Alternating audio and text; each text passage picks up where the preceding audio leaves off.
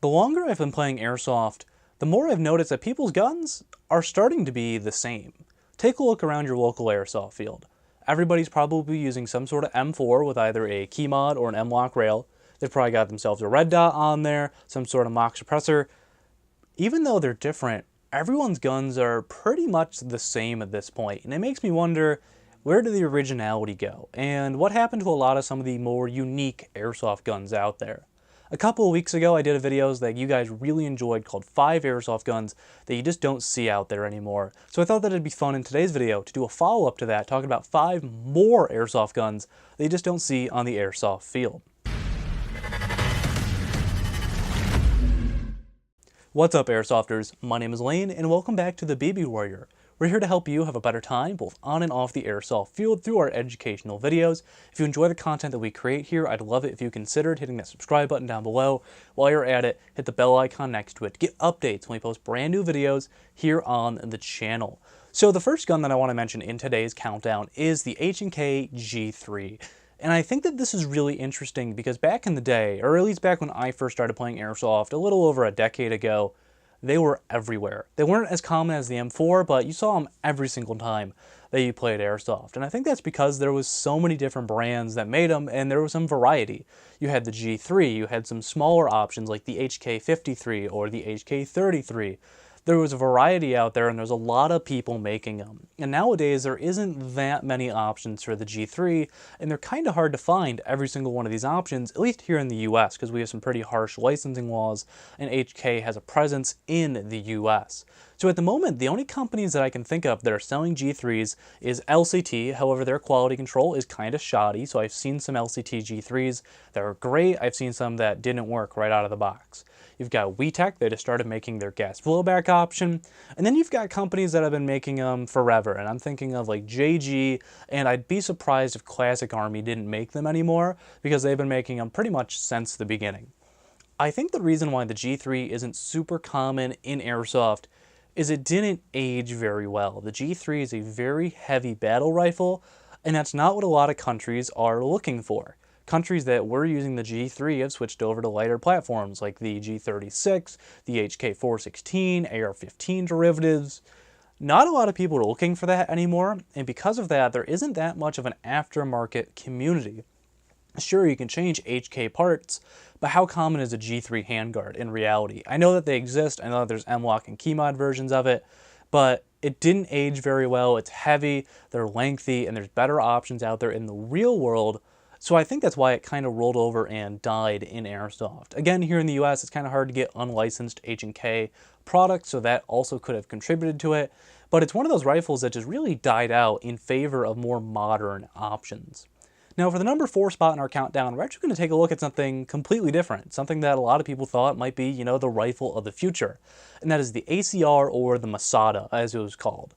This gun had a lot of hype behind it commercially. It was featured in a lot of video games. It had just a ton of marketing about it. The idea was fantastic. Quick change barrels on, an assault rifle type platform, caliber conversions. There's so much aftermarket parts and support planned for this gun that just never came to fruition, and I think that's why the real gun died out. It was also like way more expensive than they said it was going to be. I think they were like $2,700 brand new, which is a lot for a 5.56 shooting semi-automatic rifle. At least, here in the US, that's about what it was.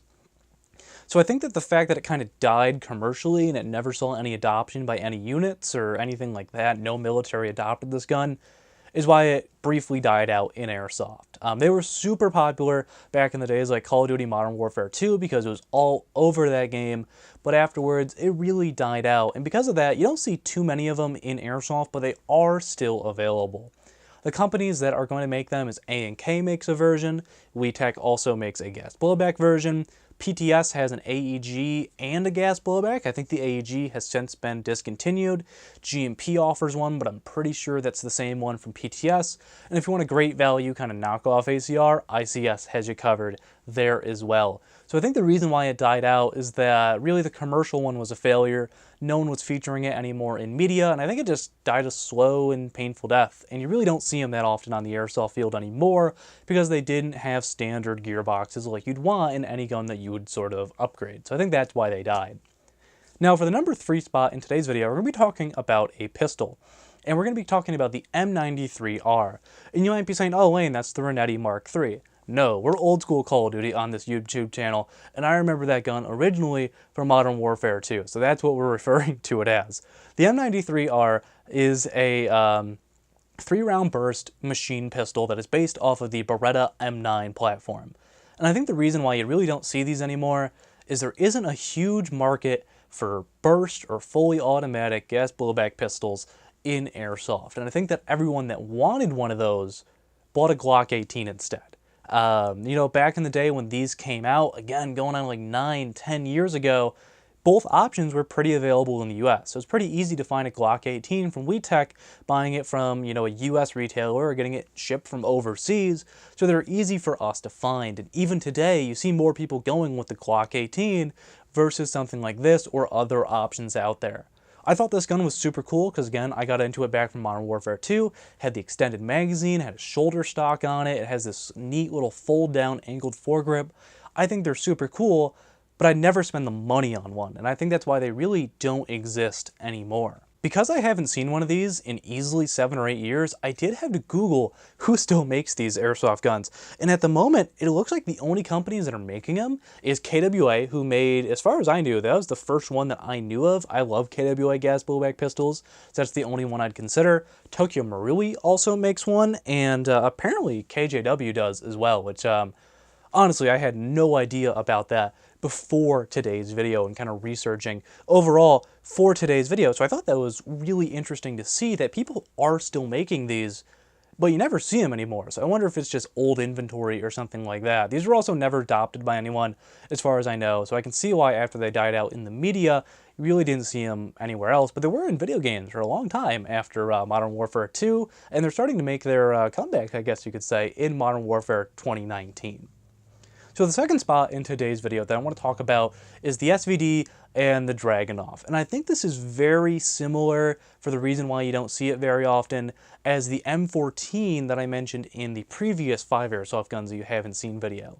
And I think the reason for that is it's the DMR with a high velocity and it doesn't use M4 magazines. And those two things cross it out of a lot of people's shopping list. Because if it's a DMR, it's going to have too high of a velocity to go to a lot of fields, and if you do go to the field, you're going to be shooting too hot, you're going to have that 100-foot minimum engagement distance most places do DMRs with. You're going to have, you know, poor luck finding magazines. I think that the SVD Dragunov has been around long enough that there's probably some good mid-cap magazines out there, but there's no EPM. There's not a lot of, you know, for the DMR, you need heavy BBs, and there's not going to be a lot of brands that'll make a mag that'll feed a .40 flawlessly when you're firing back to back to back on semi-auto. I think that's really why the Dragunov has kind of died off. First off, if you're going to build a DMR, a lot of people will buy a 14.5-inch barrel M4. They're not going to go out and buy the SVD because it doesn't take standard parts, there's no customization, and I think that's what a lot of people want nowadays, is they want something that they're going to be able to throw a bunch of attachments on and make it their own. Despite the fact that they all end up looking pretty similar, like I talked about at the beginning of today's video, you can't customize a Dragunov. They don't have standard scope mounts as well. I think that's important to mention, that you can't just slap on a red dot. You're going to have to buy a special scope for it. You're going to have to buy an AK scope mount and then throw another scope on that mount. I think it's all just complicated and something that not a lot of people want, you know, maybe outside of the impressionist community. Now I know some people are going to say that there are some attempts to modernize the SVD, and that's absolutely true, especially with Cyma. They have a lot of options. They have a really, really gross bullpup option, which I think is disgusting, but there is some attempts to modernize it, and there are other companies out there making SVDs. You're going to have companies out there like A&K, Cyma, WeTech makes a gas blowback, but I think the best SVD out there is the Real Sword. I think they're discontinued at this point, but they're like the best one that you could possibly buy. So I think that a lot of options just kind of fall short, and if you want something that really fulfills that DMR range, you're going to have to spend a lot more money to customize it and make it a truly good DMR. You know, while I love Cymas, they're not the best guns out there. I think they are the best AK, but that doesn't mean that they're going to fit the DMR role right out of the box, and I think that's a problem for a lot of people. Before we get into the final gun on today's countdown, I want to know, what airsoft guns do you not see on the airsoft field very often? Leave a comment down below, and possibly we'll do a commenters edition of today's video. But the number one gun that you do not see on the airsoft field anymore for today's video is the Uzi. I think this falls into the trap of a lot of other guns. It's old, it's not customizable, it uses its own magazine, and because of that, I think that not a lot of players are interested. If you're going to buy an SMG, you're going to buy a Scorpion Evo, you're going to buy a KWA MP7, you're going to buy an Avalon MP5 from Elite Force and VFC. There's a lot of great options out there if you want something that is small and not an M4, and the Uzi just doesn't fit that platform. There's only a couple of brands making airsoft Uzis. You have Tokyo Marui with their AEG, you have KWC with their CO2 model, and then you have HFC with their AEG as well. And I think because of that, the Uzi is kind of doomed in airsoft. But that's going to do it for today's video, where we took a look at 5 more airsoft guns they just don't see on the airsoft field. So you might be asking, well, what do you watch next? How about you click up here and watch the first video in this series, where we took a look at 5 initial guns that you don't see on the airsoft field. Or, you can always hit the subscribe button right here, hit the bell icon next to it to get updated when we post brand new videos. But this has been Lane from the Baby Warrior, and I will see you all next time.